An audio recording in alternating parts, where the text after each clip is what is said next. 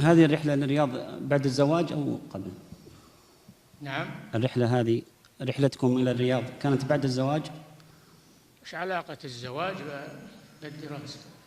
لأن حفظكم الله كثير من الناس يرى أن الزواج يكون عائق لطلب العلم. أبد، ما هو بعائق لطلب العلم. الزواج ما هو بعائق لطلب العلم، بل ربما يساعد على طلب العلم، حيث أن الإنسان يطمئن ويرتبط بأهله ويعني ويتفرغ من الأسفار ومن قواطع طلب العلم. نعم. حفظكم الله، من الله عليكم بمؤلفات كثيرة، هل من بينها كتاب أعز من غيره؟ من الله عليكم بمؤلفات عديدة. مؤلفات عديدة لكم حفظكم الله، هل من بينها كتاب أعز من غيره؟